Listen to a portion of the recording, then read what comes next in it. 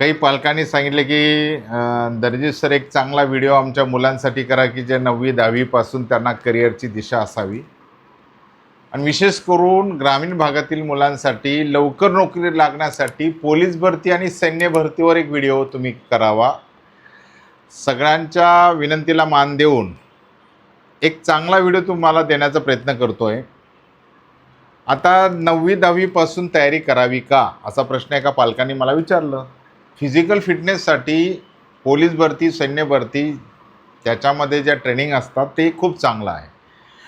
आता physical fitness करत असताना एक करिअर जर मिळत असेल त्या गोष्टीतून आणि आपल्याला आयुष्य 4-5 वर्ष जर वाढत असेल आणि निरोगी आयुष्य जर जगता येत असेल आणि लवकरात लवकर नोकरी मिळवण्याचं जे एक साधन असेल किंवा त्याला साधक म्हणूया आपण, ते जर असेल तर त्यासाठी 9वी-10वी पासून फिजिकल आणि हळूहळू अभ्यासाकडे वळायला हरकत नाही.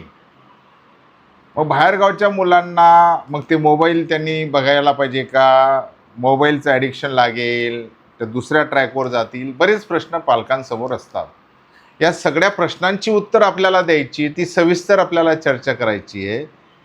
मोबाईल जसा घातक आहे तसा ज्ञानासाठी चांगलाही आहे.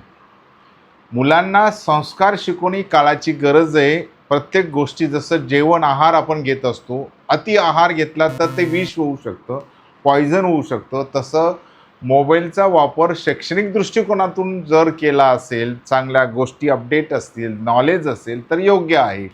कारण डिजिटल युग आहे. आता जर पाहिलं AIचं जग आहे तर त्या दृष्टिकोनातून ह्या गोष्टी आपल्याला हाताळाव्या लागतील, त्याला नाकारून चालणार नाही.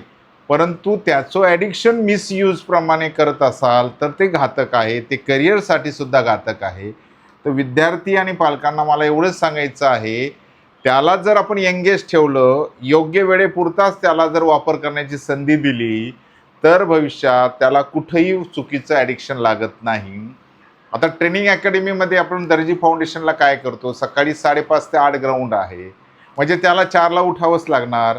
फ्रेश होऊन त्याला 5:30ला मैदानी सरावासाठी यावंच लागणार. 8 ते 10मध्ये त्याला रिफ्रेशसाठी आपण वेळ दिलेला आहे. त्यानंतर 10:30 वाजेपासून तर 3:30 पर्यंत तो इथं दर्जी फाउंडेशनच्या युनिटला थांबणार. तिथं थांबल्यानंतर त्याला 1 तास लंच ब्रेकसाठी दिलेला आहे. 3:30 नंतर पुन्हा त्याला अभ्यासिका दिल्या गेली आहे.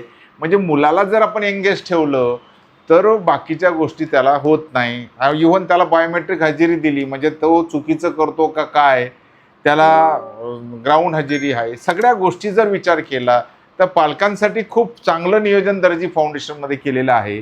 ज्यांना मार्गदर्शन घ्यायचं असेल, ज्यांना अकॅडमी लावायची असेल, त्यांनी दिलेला डिस्क्रिप्शन बॉक्सला पत्ता आहे, सर्व माहिती आहे, टेलिफोन नंबर्स, फोन नंबर दिलेला आहे, संपर्क साधा.